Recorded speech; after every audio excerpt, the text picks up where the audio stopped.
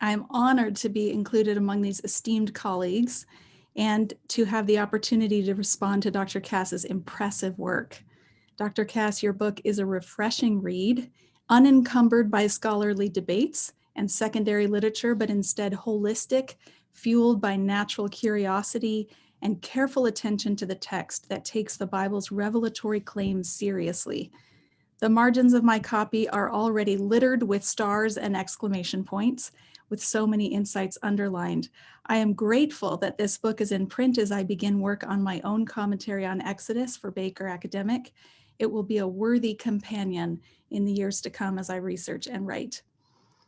Refusing to set aside the Sinai instructions as barbaric or backward, you have managed to discern their internal logic in conversation with other ancient Near Eastern laws. In so doing, you have highlighted the grace of Israel's God and the humanitarian impulse of the Book of the Covenant. This is no small feat.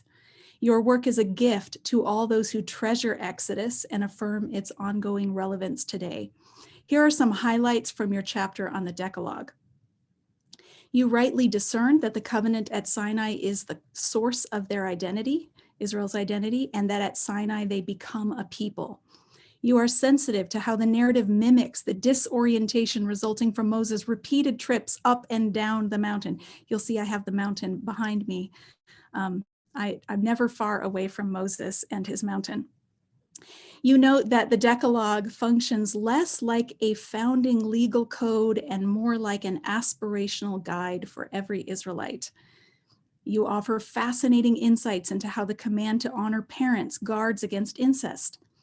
And you demonstrate how the Decalogue operates with a basic vision of human equality that erects boundaries to protect bodies, property, and reputations from misuse.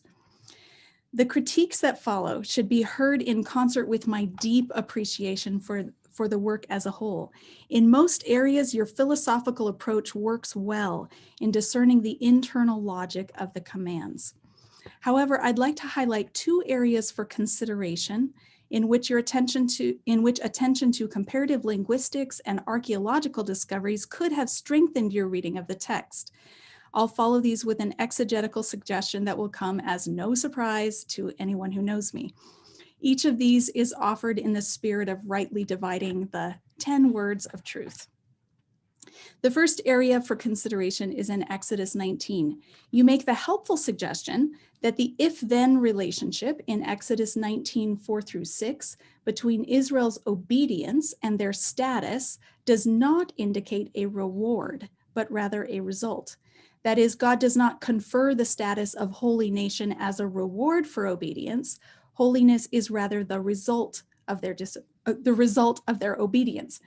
This inspiring chapter could further benefit from attention to the Hebrew word segala, found in Exodus 19:5 and usually translated treasured possession. Segala is often eclipsed by discussions of kingdom of priests, another title pregnant with possibilities. But I would argue that segala is the heart and soul of this passage, central to our discernment of Israel's identity and vocation. I'm a little biased because I wrote my master's thesis on this word, and it's my favorite Hebrew word. While the word segala can refer to a physical treasure patiently saved by its owner, in treaty contexts, both inside and outside the Bible, segala is a technical term to indicate the elevated status of a favored treaty partner. A segala was appointed as special representative of the suzerain, a role that implied both privilege and responsibility. Attention to the word segala would help to strengthen the portrait of Israel that you highlight repeatedly in your work as a nation set apart for a special purpose, namely to represent God among the nations. Israel's mediatorial role flows from this special covenant status. A second aspect of your work on the Sinai instructions that I would critique is your characterization of the Decalogue as divided on 2 stone tablets, one detailing vertical commands and the other horizontal commands. Now, on the one hand, this is an improvement over the artistic convention of representing the tablets as conjoined twins, a sort of McDonald's arches style of representation that has no basis in actual ancient practices. The Bible clearly insists that Moses had 2 distinct tablets. I've got mine here. I picked these up near Mount Rainier, and I bring them to class when we talk about the covenant. The Bible clearly insists that there were two, but on the other hand, interpreters who note the presence of two tablets often assume that they represent part one and part two of God's commands. Dividing the commands in these two categories is a long-standing and deeply ingrained tradition, so you're not alone in your reading of the text. However, I do not believe this view works. I've written more extensively elsewhere about how this approach fails to consider ancient treaty practices and how it misconstrues the purpose and implications of the divine instructions. So allow me to briefly summarize 3 reasons for my view: 1 practical, 1 archaeological, and 1 theological. First, the practical reason. We're told explicitly that the text of the Decalogue was inscribed front and back on 2 stone tablets. Given the brevity of the Decalogue, the text could easily have fit on a single 2-sided tablet, not much larger than a human hand. This is just for illustrative purposes. I'm sure they were bigger than this, but they fit in the Ark of the Covenant. And the Decalogue doesn't have that many words. So the length of the 10 words itself suggests that Moses does not descend from the mountain carrying volume 1 and volume 2. Second, an archaeological reason not to divide these commands. Thanks to the relatively recent discoveries of ancient treaty tablets, such as the vassal treaties of Esarhaddon or the treaty between the Hurrian king Shupoluliuma and the Hittite king Shatiwaza, we can ascertain that treaties were typically made in duplicate. Each party would deposit their copy of a treaty in the inner sanctuary of the god they worshiped. Given that Moses descends the mountain with 2 tablets, that he announces and ratifies a covenant with the people, that he calls the tablets the Eduth, which corresponds to the Assyrian Ade tablets, which were the duplicate tablets of Assyrian treaties, and that he deposits these tablets in the Ark of the Covenant, I believe it's safe to assume that his tablets are duplicates. Yahweh's treaty with Israel differs from other ancient Near Eastern treaties because one of the 2 partners is a deity. This is why both tablets are deposited in Yahweh's tabernacle. God will not only ensure Israel's faithfulness to the terms of their agreement, but because no higher power exists by whom he can be held accountable, Yahweh will also guarantee his own faithfulness. Finally, I'd like to offer a theological reason why I do not believe the 10 words can be divided between vertical and horizontal concerns. It's true that the first several commands contain the tetragrammaton and concern worship, God's name, and Sabbath rhythms. However, Scripture is quite clear that if just one member of the covenant community worships another god or violates his instructions, the entire community is put at risk of God's wrath. That is, corrupt worship has community implications. This is why covenant faithfulness is taken so seriously. Think of Achan, the lone Israelite who dared to keep some of the plunder from Jericho that had been devoted to God in Joshua 7. The entire army loses the next battle because of his faithlessness. Disposition toward the Lord and his commands is tightly linked with love of neighbor. It's also true that some of the 10 words seem obviously interpersonal. You shall not murder, you shall not commit adultery, you shall not steal.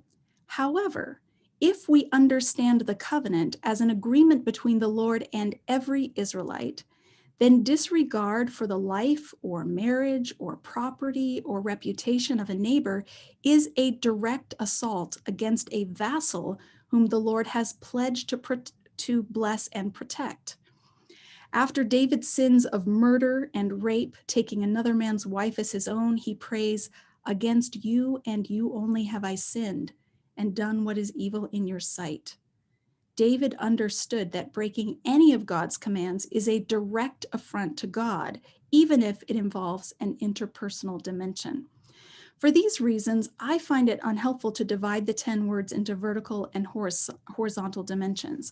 God's instructions at Sinai call the Israelites into a robust love of the Lord and love of neighbor that cannot be torn asunder. As John puts it in the New Testament, whoever claims to love God yet hates a brother or sister is a liar. While the 2 tablets ought to be separated, Love of God and neighbor are inseparable. I'll close with a final suggestion. Some participating in the seminar will already know that I wrote my doctoral dissertation on Exodus 20, verse 7, the command not to take the Lord's name in vain. Through my study, I became convinced that the command does not prohibit speaking God's name or swearing a false oath or even cursing, although those are not recommended. As you have noted, quote, the injunction seems to have a larger intention, end quote. I see no contextual reasons to limit this command to speech. On the contrary, the nearest analog is the instruction regarding Aaron's high priestly clothing.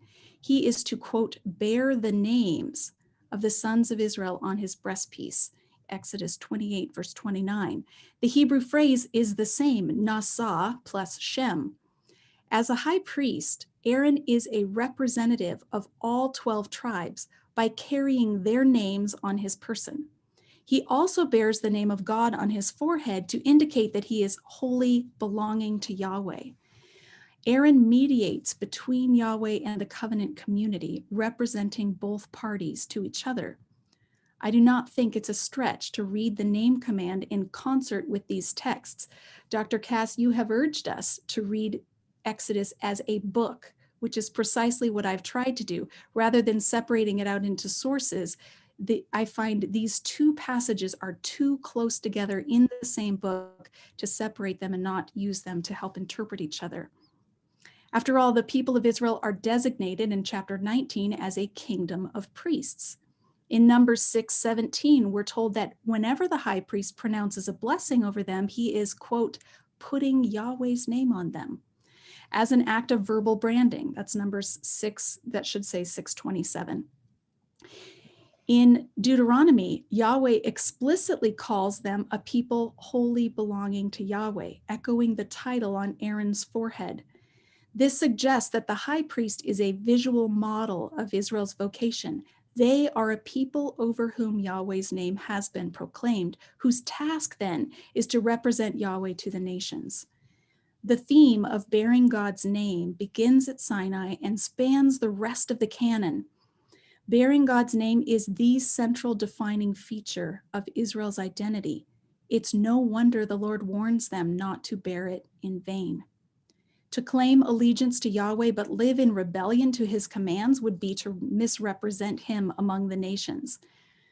The book of Exodus then works on us when we discover within its pages an outline of our own identity and calling.